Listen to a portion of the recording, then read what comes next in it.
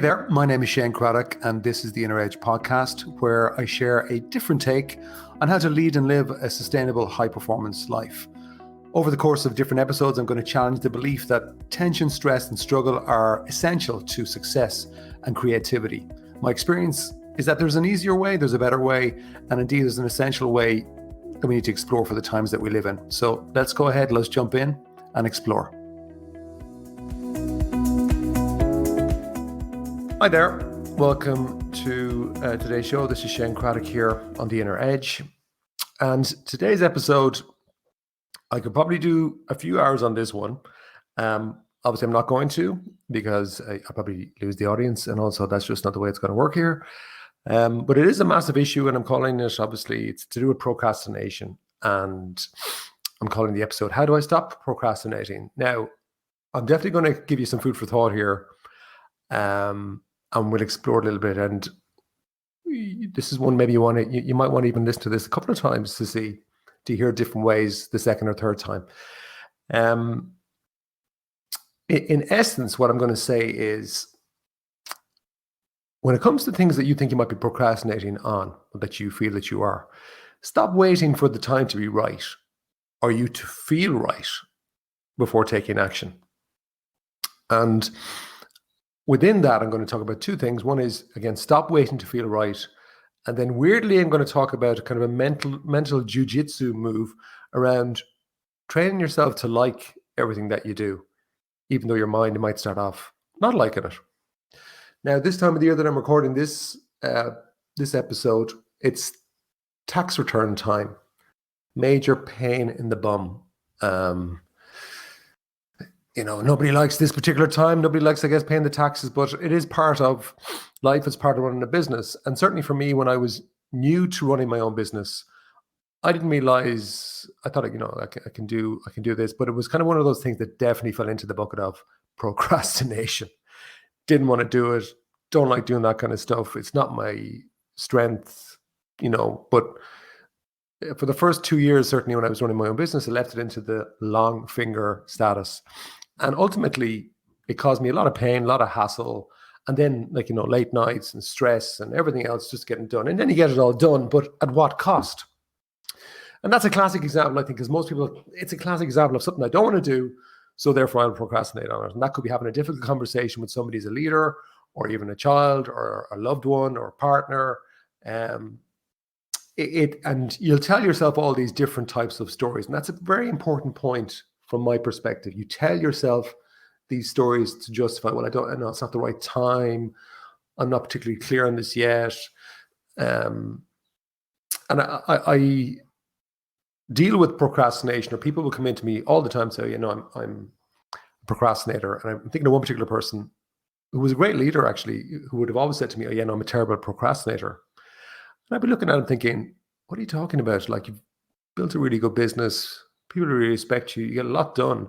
But yet he was giving himself a hard time for being a procrastinator. And as we dug into it, I could see why he was saying that. There were certain areas where he would procrastinate on. There were areas that, let's call it areas that maybe were unpleasant. And usually the top two excuses you're going to find, and certainly that he would have said, the top two excuses you'd find would be, one is it's unpleasant, so therefore I would put it on the long finger. Or number two is, I'm not really under any pressure with it. There's no deadline, right? And often you'll hear somebody say, and I'm sure you can relate to this, where if I have a deadline, God, it's amazing what I can get done. I mean, like it's that story of, if you're going to go on holidays, a couple of days before holidays, you get loads done. Why? Because there's a version of a deadline. Or if my wife hears her mother's coming over, or my mother's coming over to visit, that's amazing what gets done. So hopefully I don't get in trouble for that one. But really, it's just an excuse, because it's a story that you're telling yourself. And even with the client that I referred to there, they had kind of, the excuses they were telling themselves were, it was kind of unpleasant. It's not, and the time isn't right. And I just let it drag on another week, not realizing that, just like my taxes, if I keep on letting it drag on another week, what I'm not seeing probably is the pain that is going to come down the line, especially if it's something that I know is important. So even for me now, my taxes, I mean, that pain caused me to create a very proactive system where I get a lot of other people to do the heavy lifting before I need to get to it. That only came out of severe pain. So I think the key point that I want to throw out to you is like what you do and how you feel are totally independent of each other. But most people link them, but they're actually independent. Because if you think back, I'm sure, to times when you weren't feeling great, but you just maybe you were under pressure to get something done. It's amazing what you can get done, even when you're feeling crap. So what you do and how you feel, they are independent variables, but yet most people link them. So if I don't feel great, well, then I'm more inclined to leave things alone, procrastinate.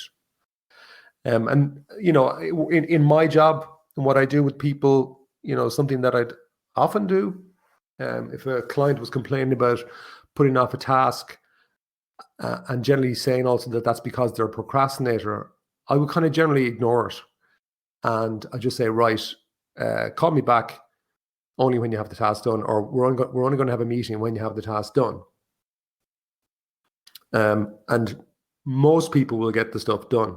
If they don't get it done, that kind of is a sign that maybe it's the end of our working together relationship type of thing. And it is amazing. I've often find that people will be adamant and say, no, I am this procrastinator, like it's a disease. Really, it's just made up in their mind. It's a story they're telling themselves. And that when it's when they're forced, like for me saying to them, just get it done. You're not going to meet me until you get it done, or don't call me back when you get it done. That things that would have seemed impossible before, that just by getting it done, no change in psychology, no mental techniques, just get it done. It's amazing what can get done. So you could say, well, okay, well and it would be true that somebody holding you accountable, because that's a version of a deadline, and that is true. So if that kind of thing works for you, well then maybe design things to set it up so that it's like that for you, once you understand the mechanics of it. I think that's for a lot of people why a coach or coaching in particular works. Sometimes the coach will be under the illusion that it's to do with their magic sauce. I think a lot of the time it's just to do with being there and holding somebody accountable. And if you're a business owner or a leader, a lot of the times nobody is holding you accountable. So I guess that's the question: who's holding you accountable, or how can you bring more of that in a way that it works?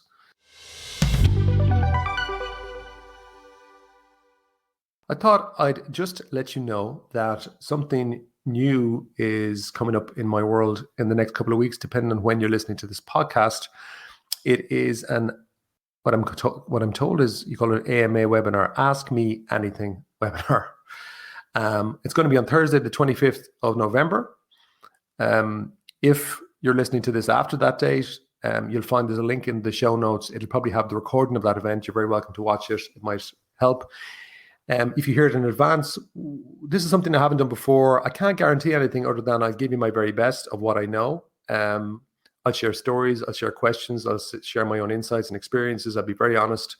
It might be something that just might help you personally, or it might help your business, or indeed it might help your team.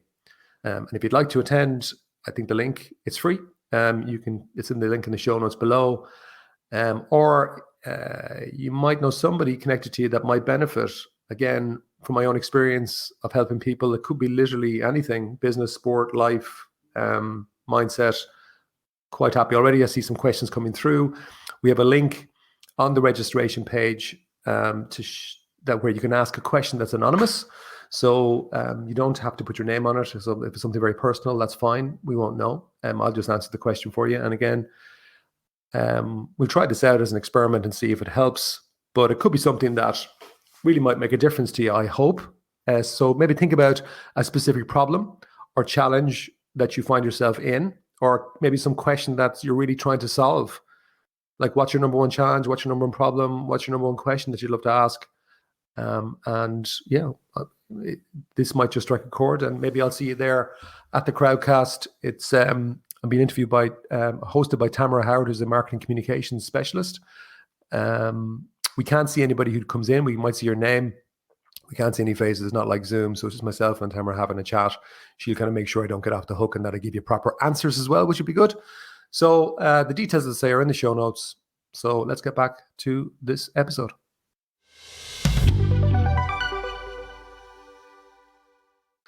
So again, what gets done has nothing to do with how you feel. But what gets done is everything to do with what you do. So the key thing is doing stuff, right? So I love the phrase "do it now," and I have a DIN list, which is my do it now list. I'll ask myself, well, what am I procrastinating on? And then I look at the weekend and say, right, well, what am I going to? Where's my do it now list?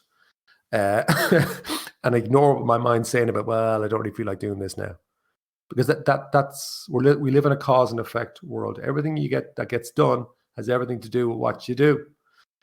Certainly for me, you may know that I've written a couple of plays, and one of the plays, well, actually both of the plays, and even the book that I wrote, Inspire Me, they all at times probably would have, I think, suffered from the illusion of procrastination until I caught myself and went, right, let's just take action. And if it meant setting a date, like for the play, I know that when things really took off with my play, because I formed a professional production company, it was around a play called The Waiting Room.